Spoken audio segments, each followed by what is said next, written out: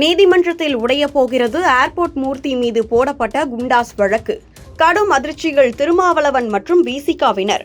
செய்யப்பட்ட அமர்வு நீதிமன்றத்தில் நீதிபதியாக இருக்கக்கூடியவங்க எல்லாத்தையும் நிதானமாக படித்து பார்த்துட்டு தரப்பு வாதங்கள் எல்லாம் கேட்டுட்டு இதில் ரிமாண்ட் பண்ணக்கூடிய ஆதாரம் எதுவும் இல்லை, அதுக்கான ஒரு காரண காரியம் இதில் இல்லை, இது ஏற்க முடியாது. ஏன்னா ராயப்பேட்டை வழக்கில் அது ஒரு நிலத்தகராறு சம்மந்தப்பட்டவங்கள இவர் போய் நிற்கிறார், அவர் தான் விட்னஸாக நிற்கிறாரு. ஆனால் திடீர்னு இவர் அந்த வழக்கில் சேர்த்து அதுக்கு ஒருத்தர்கிட்ட புதுசாக வாக்குமூலம் வாங்கி இணைச்சிருக்கிறது எப்படி இது ஏற்புடையதல்ல அப்படின்னு சொல்லிட்டு அந்த நீதிமன்றம் அதை அப்படி நிராகரிச்சிச்சு. இவரை ரிமாண்ட் பண்ண முடியாதுன்னு சொல்லிட்டு அந்த குண்டர் தடுப்பு சட்டத்தினுடைய காவல் நீடிப்பு கொண்டு போனப்போ அதை நிராகரிச்சிட்டாங்க.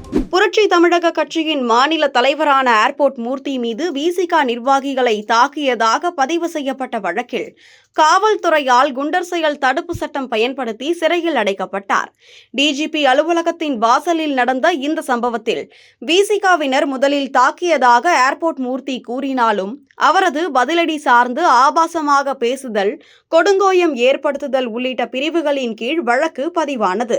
சென்னை காவல் ஆணையர் ச. அருண் இதற்கு அனுமதி அளித்ததோடு விசிகா தரப்பு மனுவின் அடிப்படையிலும் இந்த நடவடிக்கை எடுக்கப்பட்டது. இதையடுத்து ஏர்போர்ட் மூர்த்தி தனக்கு ஜாமீன் கோரி சென்னை முதன்மை அமர்வு நீதிமன்றத்தில் மனு தாக்கல் செய்தார். மனுவில் அரசியல் பழிவாங்கும் நோக்கத்தில் தன்னை தாக்கிய விசிகாவினர் மீது நடவடிக்கை எடுக்கப்படாமல் தன்னை மட்டும் குறிவைத்து வழக்கு பதிவு செய்யப்பட்டுள்ளது என வாதிட்டார். ஆனால் நீதிமன்றம் இந்த ஜாமீன் மனுவை நிராகரித்து செப்டம்பர் 22 வரை நீதிமன்ற காவலில் புழல் சிறையில் அடைக்க உத்தரவிட்டது. இதற்கிடையே திருமாவளவன் தூண்டுதலால் தன்னை தாக்கியதாக மெரினா காவல் நிலையத்தில் புகார் அளித்த ஏர்போர்ட் மூர்த்தி விசிகாவினர் மீது வழக்கு பதிவாகி இருந்தாலும் அவர்கள் கைது செய்யப்படவில்லை என்பதை சுட்டிக்காட்டி போலீஸ் செயல்பாட்டை விமர்சித்தார். அரசியல் விமர்சகர்கள் இந்த சம்பவத்தை தொடர்ந்து கண்டித்து வருகின்றனர்.